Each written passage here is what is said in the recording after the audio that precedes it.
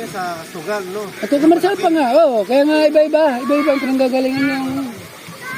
Kaya nga sabi ko, basta ayusin mo lang kasi hindi naman pwedeng, pag napabayaan mo yan, mawawala yan kako. Kaya pinapano ko talagang, buti nga, okay na rin siya ngayon. Pwede, i-vlog ka na rin. Umpisan ko pala. Kasi hindi ka pwede nakakambuti siya. Pero dati, nung 2 linggo pa lang siya noon, wala, nawawala na ng gana. Kaya wala kumakala yung kay Jerome. Anak mo? Oo.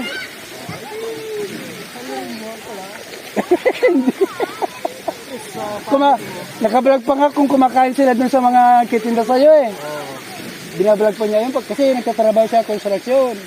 Pagdadaan sila doon, ayun. Oo. Kaya lahat ng pupunta niya, binablog niya. Nagkiklik naman.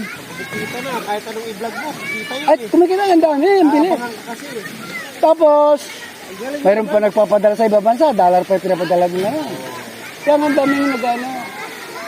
Kapon, tinatawag siya ni Kwan. Yung lumalaman ng gobernador, umabol. Balon. Para ano. Oh. Promote sa... Oh, sa kanya, basta... Sa'yo, may bayad yun. Oh, tag 3,000 kada post niya. Di ba? Ang ganda na. At least makakatulong din sa'yo. Oh, yung ibang utang, siya na nagbayad. Tama lang. Yung utang ng mga, binahad ko na doon. Sabi. Ewan ko kung may labas na pira naman niya mamagayon sa sweldo niya, inabangan na niya yun. Kaya nga, Ano magandang balita? kaya nga naging ang tamad yun eh. Ang dami naman ginasugan niya, ID, para makapagtrabaho sa kung saan. Dami. Doon lang palang kita niya, no? Tapos nung, Ayusin niya na lang yun. kaya nga, tapos naingganyo yata nung magbablog na lang ako kasi hindi kayo nagbablog ako. Ayaw niyo ka ako. Kasi ibablog ko, kanta lang yun yung kakabit ko eh. O nga eh, tapos sabi niya, subukan ko, ana. Sinubok nga nila.